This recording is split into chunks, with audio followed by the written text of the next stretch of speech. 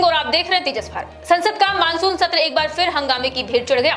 संसद परिसर में ऐसा माहौल देखने को मिला जहां विपक्षी सांसदों ने हाथों में बैनर पोस्टर लेकर जोरदार प्रदर्शन किया और एक ही नारा बार बार गूंजता रहा, जवाब दो अमित शाह, जवाब दो।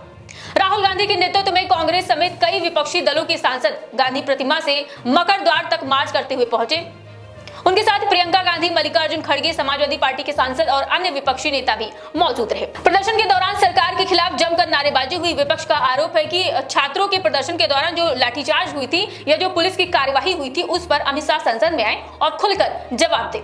इसके साथ ही राम मंदिर चढ़ावा चोरी के मुद्दे पर भी सरकार को कटघरे में खड़ा किया गया। संसद परिसर में लगे बैनरों पर बड़े अक्षरों में लिखा था, अमित शाह जवाब दो।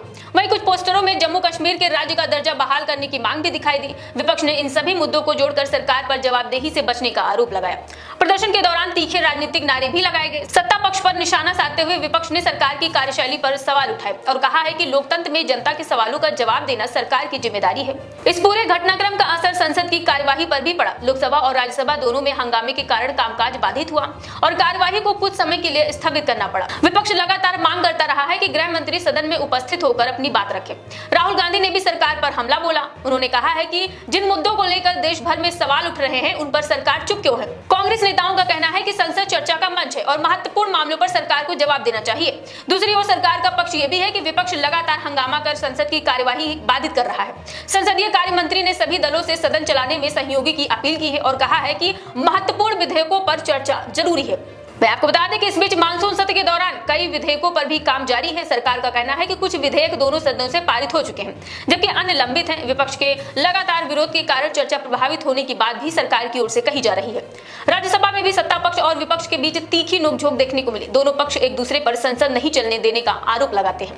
विपक्ष का कहना है कि जब तक महत्वपूर्ण मुद्दों पर जवाब नहीं मिलेगा उनका विरोध जारी रहेगा।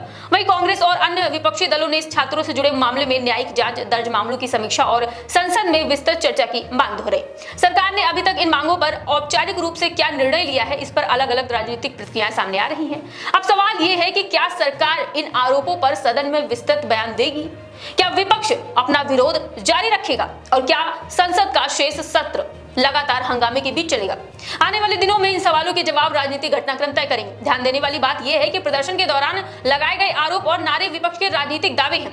इन दावों पर सरकार का पक्ष अलग है और कई आरोपों की स्वतंत्र पुष्टि उपलब्ध नहीं है। लोकतांत्रिक व्यवस्था में ऐसे मामलों की पुष्टि आधिकारिक जांच, संसदीय रिकॉर्ड और न्यायिक प्रक्रिया के आधार पर ही मानी जाती है। फिलहाल संसद के भीतर और बाहर राजनीतिक टकराव अपने चरम पर है। एक ओर विपक्ष जवाब मांग रहा है तो दूसरी ओर सरकार विपक्ष पर संसद की कार्यवाही बाधित करने का आरोप लगा रही है। अब निगाहें इस बात पर टिकी है कि आने वाले दिनों में ये गतिरोध कैसे टूटता है और क्या सदन में इन मुद्दों पर विस्तृत चर्चा हो पाती है।